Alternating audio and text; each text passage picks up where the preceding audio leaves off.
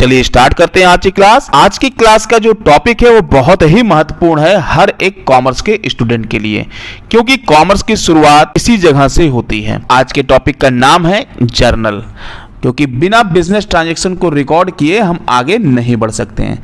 आज की वीडियो में हम लोग कवर करेंगे जर्नल का अर्थ, जर्नल की परिभाषा, जर्नल की विशेषताएं, जर्नल के उद्देश्य या कार्य, जर्नल के लाभ या महत्व और जर्नल की सीमाएं। तो वीडियो बहुत ही महत्वपूर्ण है, बने रहिए अंत तक हमारे साथ। चलिए स्टार्ट करते हैं। जर्नल का अर्थ, मीनिंग ऑफ जर्नल। रोजनामचा या जर्नल व्यापारियों की प्राथमिक या मूल पुस्तक है। यह वह रजिस्टर है जिसमें सभी व्यापारिक लेन देनों की प्रविष्टि तिथिवार की जाती है। इसमें लेखे उसी क्रम में किए जाते हैं जिस क्रम में लेन देन व्यापार में हुए हैं। अब यहाँ पे देखिए, ध्यान देने वाली बात यह है कि इसमें जो लेखे किए जाते हैं, जो प्रविष्टि की जाती है, वो तिथिवार की जाती है, डेट वाइज की जाती है। डेट वाइज का मतलब जैसे 1, 2, 3, 4 जैसे ऐसे ट्रांजेक्शन्स होते जाएंगे उनको हम लिखते जाएंगे। और इसमें एक पॉइंट ये भी है कि इसमें लेखे उसी क्रम में किए जाते हैं जिस क्रम में लेन देन व्यापार में हुए हैं। ऐसा नहीं कि आगे पीछे करना है, सीरियल वाइज करना है। मतलब जो आज के तारीख में हुआ उसको आज करना है, जो कल के तारीख में हुआ उसको कल करना है। जर्नल शब्द की उत्पत्ति फ्रेंच भाषा के शब्द जॉर से हुई है, जिसका अर्थ है दिन अथवा दैनिक या रोज, डायरी या डे। जर में नल जोड़ने से जर्नल बना, जिसका हिंदी अनुवाद रोजनामचा है। अतः जर्नल या रोजनामचा का अर्थ है प्रतिदिन का लेखा या रोजाना का लेखा। रोजाना का मतलब प्रतिदिन। चूंकि इसमें लेन देनों का लेखा रद्दी बही, वेस्ट बुक या स्मरण बही या स्मारक पुस्तक से किया जाता है, अतः इसे पक्की नकल बही भी कहा जाता है। इस प्रकार चूंकि इसमें प्रतिदिन क्रमशः तिथि के अनुसार प्रविष्टियां की जाती है, इसलिए इसे दैनिक पंजी या दैनिक लेखा, डेली रिकॉर्ड्स भी कहते हैं। संक्षेप में, रोजनामचा व्यवसाय के वित्तीय लेन देनों का एक काल क्रमानुसार अभिलेख है। अब जर्नल से रिलेटेड कुछ ऐसे पॉइंट हम देखते हैं जो आप हमेशा याद रखिएगा।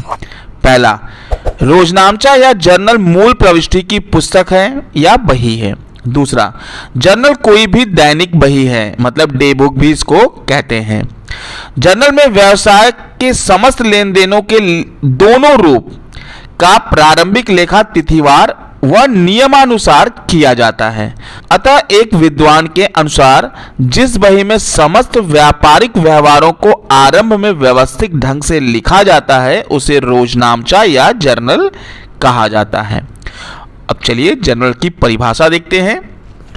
कार्टर के अनुसार रोजनामचा या दैनिक अभिलेख प्राथमिक प्रविष्टियों की वह पुस्तक है जिसमें स्मरण बही अथवा रद्दी बही से तिथिवार लेन देनों को लिखा जाता है। प्रविष्टि को लिखते समय उन्हें नाम, डेबिट तथा जमा, क्रेडिट के रूप में वर्गीकृत किया जाता है, ताकि बाद में खाता बही लेजर से सही खतौनी यानी पोस्टिंग करने में सुविधा हो। दूसरी परिभाषा देखते हैं। एलसी क्रॉपर के अनुसार जर्नल एक ऐसी पुस्तक है जो लेन देनों को उस रूप में वर्गीकृत करने या छांटने हेतु प्रयोग की जाती है जिससे खाता बही में प्रविष्टि करने में सुविधा बनी रहे। तीसरी परिभाषा देखते हैं। रोलैंड के अनुसार जर्नल से अभिप्राय डे बुक, डायरी या लॉग बुक से होता है। यह दोहरा लेखा प्रणाली की प्रारंभिक सहायक बही कहलाती है। ये फीचर ऑफ जर्नल। जर्नल की विशेषताएं निम्नलिखित हैं। पहला है, जर्नल प्रारंभिक प्रविष्टि की पुस्तक है। किसी लेन देन को सर्वप्रथम इसी पुस्तक में लिखा जाता है। मतलब जर्नल जो है प्रारंभिक प्रविष्टि की प्रथम पुस्तक होती है और जो भी लेन देन होते हैं सबसे पहले यहाँ पे ही लिखे जाते हैं। दूसरा, जर्नल सहायक पुस्तक है। इस पुस्तक में सभी लेन देनों को खाता बही में हस्तांतरित किया जाता है। जर्नल जो होता है एक प्रकार की सहायक पुस्तक होती है, सब्सिडरी बुक्स होती है। उसके बाद जितने भी प्रविष्टियां यहाँ पे की जाती हैं उसी के आधार पे लेजर बनाए जाते हैं, मतलब खाता बही में हस्तांतरित किए जाते हैं सभी लेन देनों को। तीसरा है, जर्नल के सभी लेन देनों को डेबिट व क्रेडिट में विश्लेषित या वर्गीकृत किया जाता है। मतलब ये कि जर्नल में जितने भी व्यावसायिक ट्रांजैक्शंस होते हैं उनको डेबिट और क्रेडिट में विश्लेषित यानी वर्गीकृत किया जाता है। चौथा पॉइंट, जर्नल में लेन देनों को तिथि के क्रम के अनुसार लिखा जाता है। मतलब जर्नल में जितने भी ट्रांजैक्शंस होते हैं उनको हम तिथिवार मतलब डेट वाइज लिखते हैं।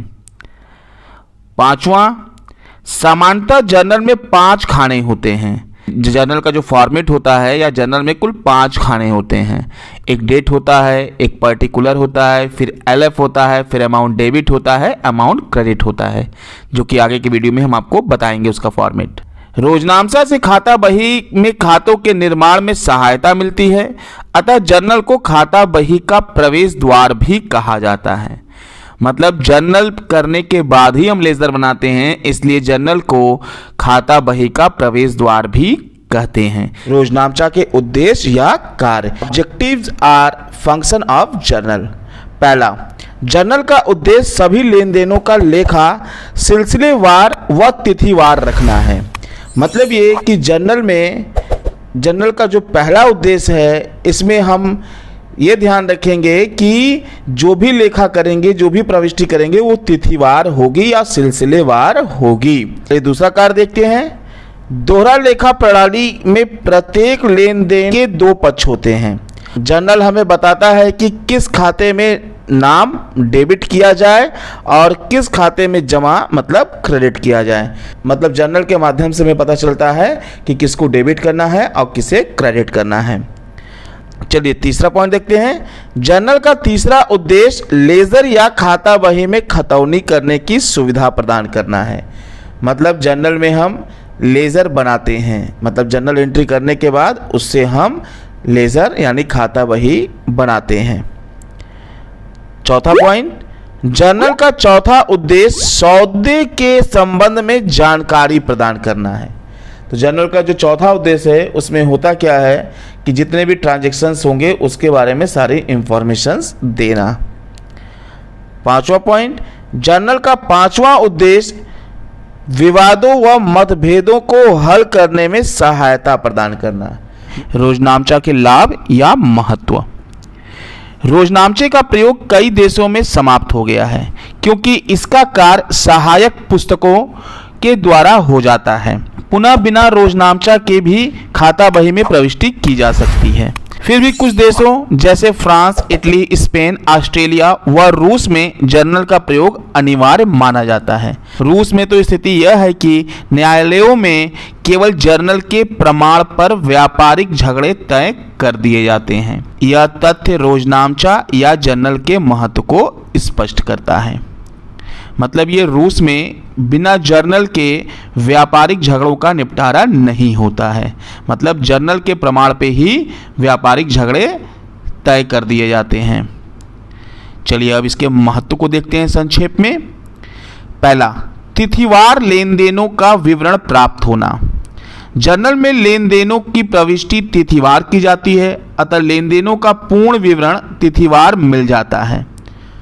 दूसरा, खतौनी की सुविधा। जर्नल से खाता बही में खोले गए विभिन्न खाते में खतौनी करने में सुविधा होती है। वैसे तो वेस्ट बुक्स से सीधे ही लेजर में लिखा जा सकता है, परंतु उसमें कठिनाई हो सकती है। तीसरा, लेन देन का पूर्ण विवरण मिलना। जर्नल में लेन देनों की प्रविष्टि के साथ साथ सौदे का संक्षिप्त विवरण व्याख्या के रूप में दिया जाता है। फलतः लेन देनों का पूर्ण विवरण एक स्थान पर मिल जाता है। चौथा पॉइंट, अशुद्धियों की कम संभावना।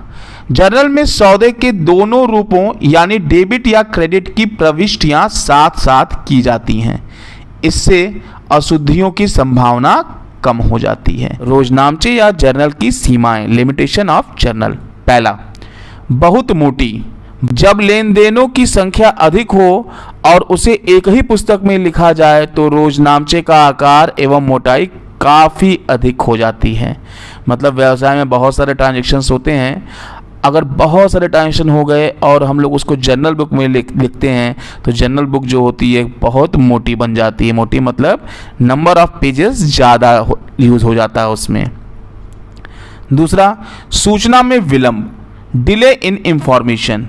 रोजनामचे में सभी लेन देनों का लेखा किया जाता है, अतः इससे शीघ्र एवं आसानी से सूचना प्राप्त करना कठिन होता है, क्योंकि सारे लेन देन होते हैं वो एक साथ लिखे जाते हैं तिथिवार तरीके से।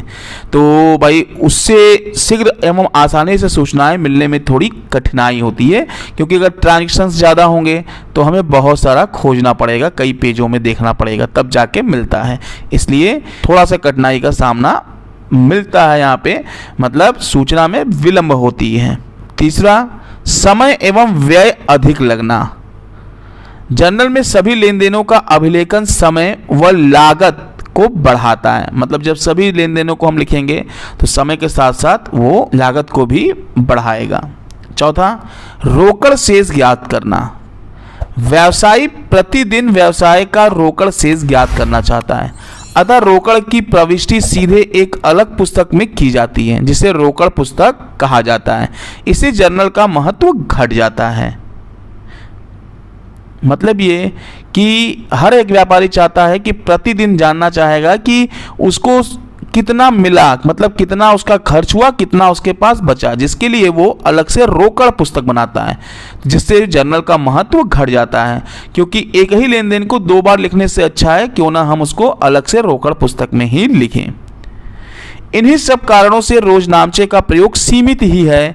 जब लेन देनों की संख्या कम रहती है तभी इसका उपयोग किया जाता है। जब लेन देनों की संख्या अधिक होती है तब रोजनामचे को कई उप रोजनामचे में विभाजित किया जाता है, जिसे विशेष उद्देश्य सहायक पुस्तकें, स्पेशल पर्पस सब्सिडरी बुक्स कहा जाता है, जो कि हम लोग आगे पढ़ेंगे। अभी के लिए बस इतना ही, मिलते हैं नेक्स्ट वीडियो में। अगर ये वीडियो अच्छा लगा हो तो इसको लाइक और शेयर करना ना भूलिए। अगर आपने अभी तक हमारे चैनल को सब्सक्राइब नहीं किया है तो सब्सक्राइब कीजिए, साथ में बेल आइकन को जरूर दबाइए ताकि लेटेस्ट अपडेट आपको मिलता रहे। धन्यवाद, आपका समय शुभ हो।